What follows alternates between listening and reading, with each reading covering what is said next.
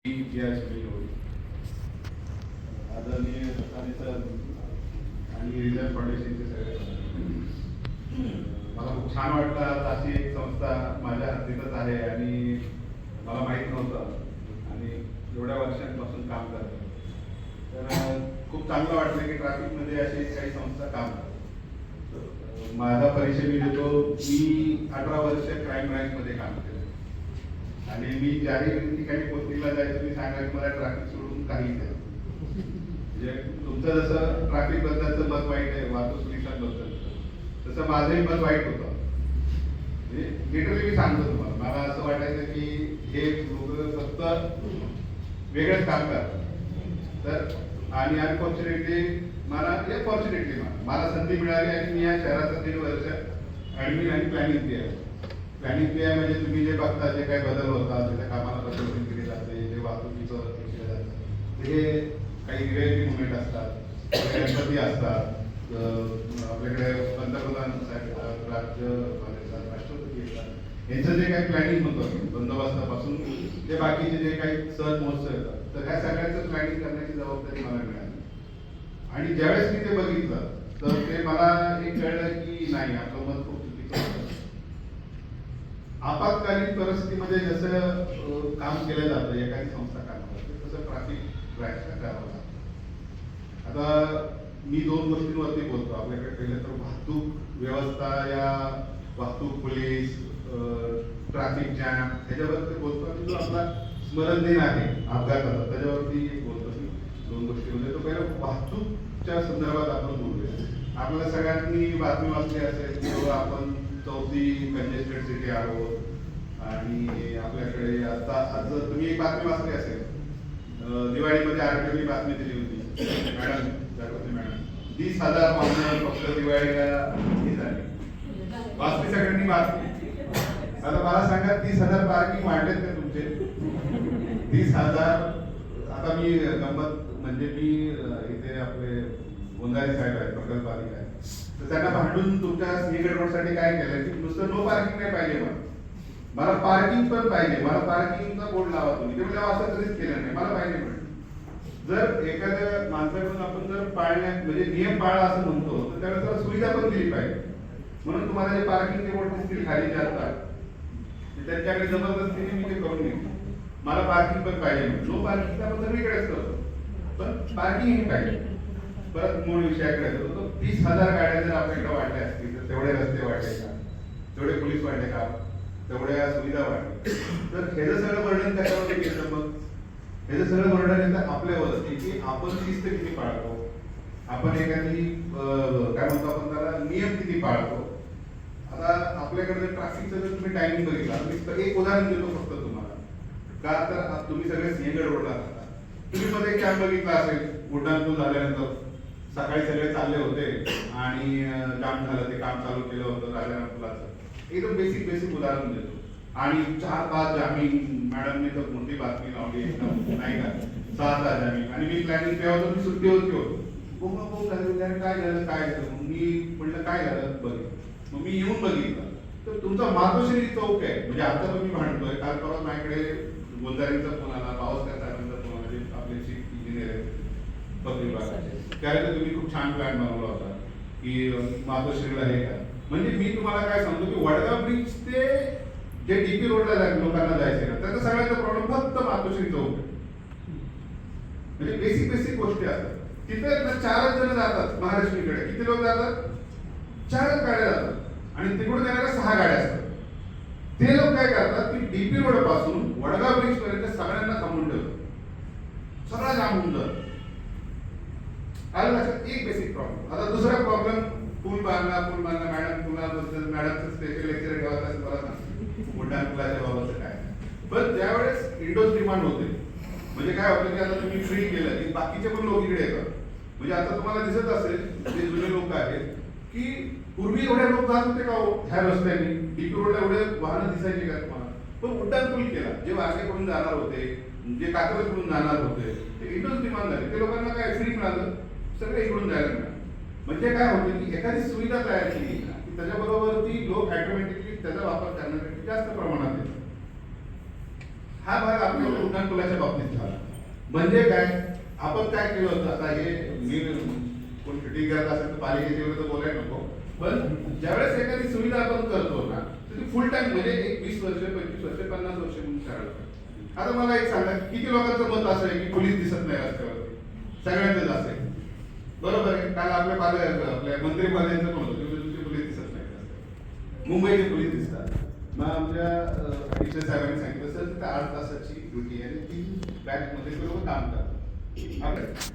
तसं काय तर आपण स्टाफ खूप कमी, बरोबर आहे. आता तुम्ही जे येता कम्युनिटी पोलिसिंग जे होतं, हा ह्याच्यावरती जायचं म्हणून मी सांग, म्हणजे तुम्ही मला तुमची बाजूच मांडताय फक्त पोलिसांची, तर असं नाही येते.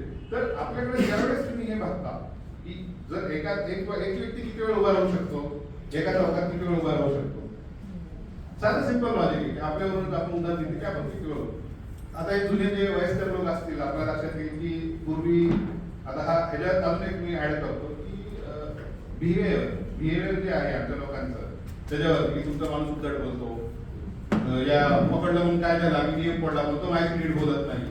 पूर्वी आपण तुम्ही पिठाच्या गिरणीत जात असाल, तो माणूस तुमच्याशी नीट बोलायचा का? बोलायचं का नीट?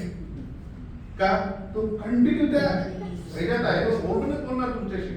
हा काय किती किलो आहे, काय पाहिजे, हा मी एवढंच नाही म्हणणार, ते काय ते एकदम बारीक नाही का, म्हणजे त्याचं जे बिहेवियर होतं ना, तो तुम्हाला बोलायचा, तो कोण बोलायचा का सोना विक्रय करणाऱ्या सेल्समॅन सारखा नव्हता करत, कारण त्याचं ते सराउंडिंग आहे, त्याला जे मिळालेलं सराउंडिंग आहे, त्यामुळे तो असतो. आज जर त्याला सकाळीपासून संध्याकाळपर्यंत 150-200 लोकांबरोबर आणि गुजर घालणाऱ्या लोकांबरोबर जर तो असेल, तर तो तुम्ही खूप चांगले, तुम्ही खूप डिसेंट बोलताय, तुम्ही खूप नम्रपणे बोलताय, पण त्याचं रिॲक्शन जे आहे, तर त्याच्याबद्दल मी जस्टिफाय करत नाही ना, मी असं नाही की ते चुकी म्हणजे त्यांच्या चुकीला जस्टिफाय करत नाही, पण एक मी सांगण्याचा प्रयत्न करतो. म्हणजे काय, मी 2 गोष्टी सांगितल्या तुम्हाला की ज्या आपल्या ज्या डेव्हलपमेंट आहे, एखाद्या आपल्या फक्त उड्डाणपुलावरून उदाहरण सांगण्याचा प्रयत्न करतो की ते कशा करायला पाहिजे. आता विश्रांती चौकाच्या बाजूला पण राहणार असते तिथे, विश्रांती चौकाचा जो राईट टर्न होता मॅडमने पाहिला, तर त्याच्यावरून तो उदाहरण झालं. आंदोलनं झाले, बऱ्याच गोष्टी झाल्या, माझ्याकडे पण लोक आहे. मी स्पष्ट सांगितलं की जो जे रचना बनवली त्याच्यावर तुम्ही भाष्य करू शकत, पण मी राईट टर्न सुरू करू शकत नाही. का नाही करू? कारण एखादी लेडीज आपल्या मुलाला घेऊन चाललेली आहे आणि वरून जे वाहन येतं त्याला ते दिसतच नाहीये, त्याचा जो स्लोप बनवला म्हणजे परत नवले ब्रिजकडे जायचा तो जो बनलेला आहे, बरोबर आहे. जर तो 60च्या जरी स्पीडने असेल तरी तो त्यांना राजाराम पुलावरती घेऊन जाणार, त्यामुळे आपण तो राईट टर्न देऊ शकत नाही. म्हणजे काय, तिथं खूप आंदोलन वगैरे विश्रांती नगरच्या लोकांनी, पण आपल्याला एक गोष्ट मान्य करावं लागेल की आपल्याला शिस्त तर आणायचीच आहे, शिस्त बोलू आपण नंतर, पण त्याच्याबरोबर ती आपल्याला थोडंसं कॉम्प्रोमाइज करावं लागेल. नगर रोडला आम्ही सगळे राईट टर्न बंद केले. नगर रोडला कोण इकडून जात असेल तेव्हा मी प्लॅनिंग केलं होतं, आम्ही राईट टर्न बंद केले, खूप विरोध झाला. आपल्यासारखीच तिकडे एक कल्याणी नगर त्यांची सोसायटी हे आहे, सगळे ट्रॅफिकवर काम करतात, बरेच तज्ञ आहेत, बऱ्याच लोकांनी हे केलं.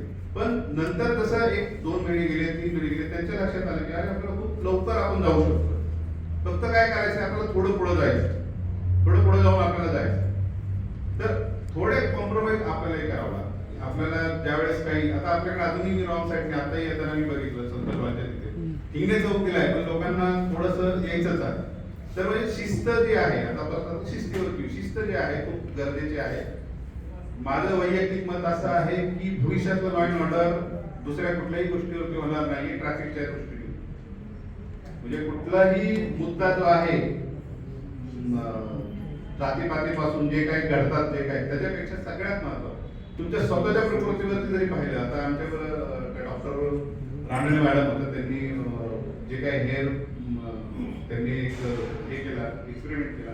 अजून बाकीच्या लोकांनी आमच्याबरोबर एक्सपेरिमेंट केले की काय ह्याच्यावर म्हणजे ब्लड प्रेशर आहे, बाकीचे व्याधी आहेत. तसेच फक्त पोलिसांबरोबर नाही, जे रेग्युलरली ट्रॅफिक मध्ये तुम्ही ये जा करताय त्यांच्याबरोबर ते घडतंय.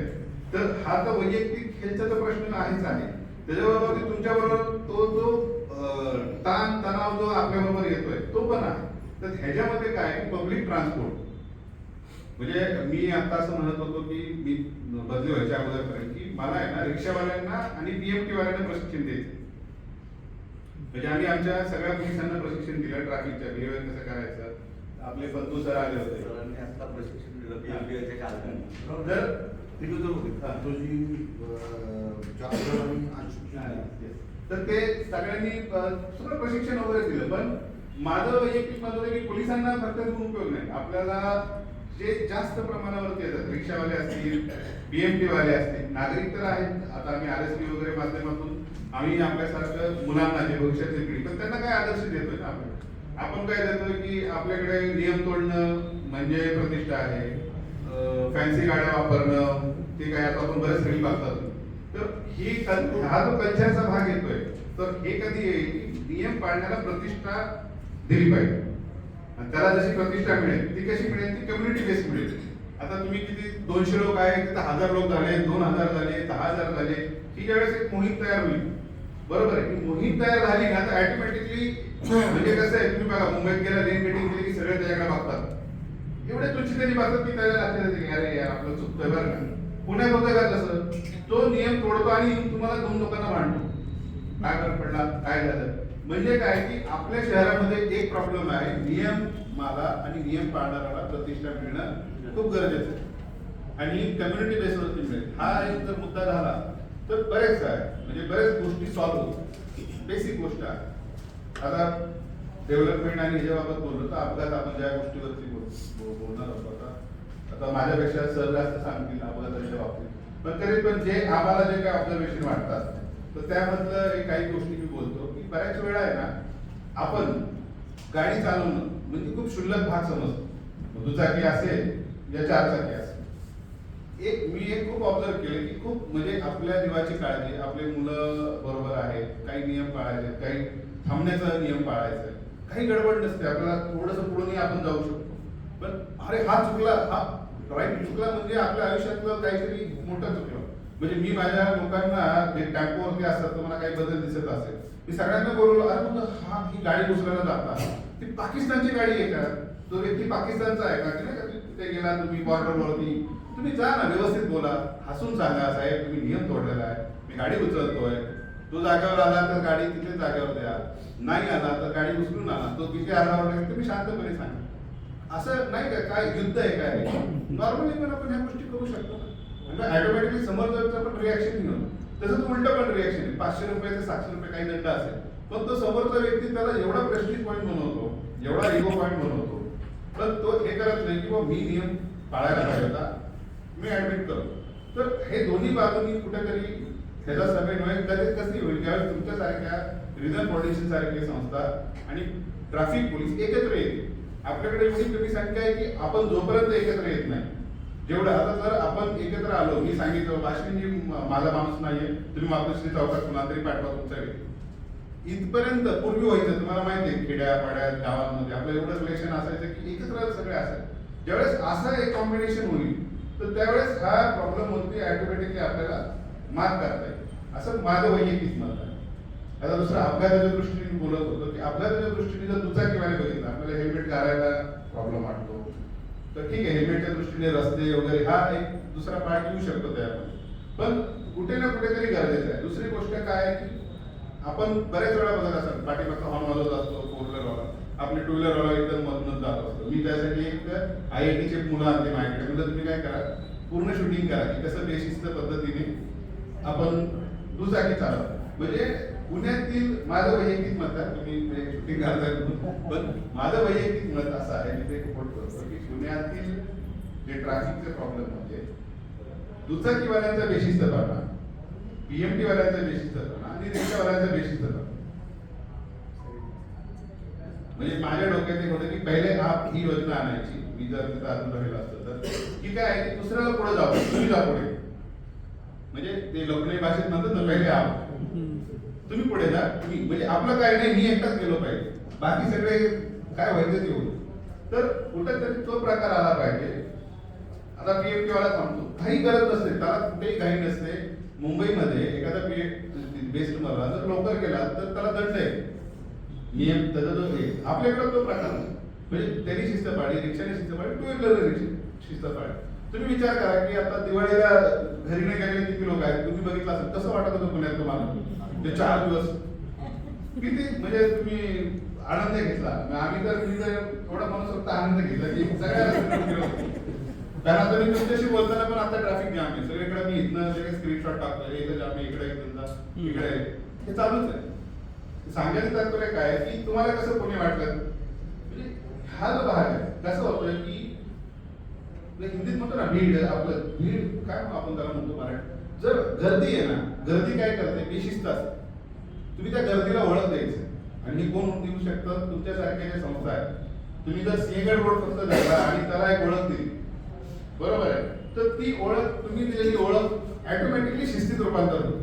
कारण प्रत्येकाचा चेहरा म्हणून होतो. सीसीटीव्ही असेल तर लोक कसे वागतात, हे मला बघतो बरं का, माझं लक्ष आहे माझ्याकडे. तर तसं तुम्ही आहे म्हणजे तुम्ही ज्या वेळेला डोळे बघता सगळे एकत्र एक आपला म्हणजे सिंहगड रोड जरी बघितला आपण तर तो जर भाग झाला तरी खूप वेगळ्या पद्धतीने आमच्या लोकांना मला पण इंट्रेशन ठेवतात. अरे हे अरे ते बरं काय म्हणजे सगळ्या बाजूनी जर नोंद परिस्थिती होते ना, जे एकामेकाला ओळखण्याच्या परिस्थितीत येतो तर त्यावेळेला ऑटोमॅटिकली तो भाग घेतो. आता अपघाताच्या दृष्टीने बघितला तर तुम्ही कालचं उदाहरण बघितलं असेल. आता त्यात बऱ्याचशा गोष्टी आहेत. 2-3 वर्षापासून त्याच्या काही तांत्रिक चुका आहेत. आता त्यामध्ये आपण एक भाग विसरतो की मानवी चुका.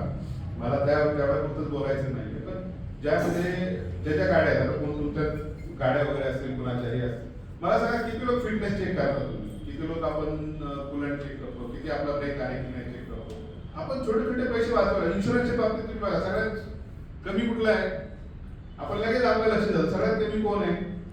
सांगायचं तात्पर्य काय की आपण सेफ्टीच्या बाबतीमध्ये गाडी घेण्यापासून ते गाडी चालवण्यापर्यंत, म्हणजे माझा सगळ्यात वर्स्ट अनुभव सांगतो तुम्हाला. जे दिवाळीला गणपतीला जातात म्हणजे मुंबईकडून सातारा, सांगली, कोल्हापूर आणि कोकणात, म्हणजे एका दिवशी त्या रस्त्यावरती 15 ते 20 गाड्या बंद पडतात.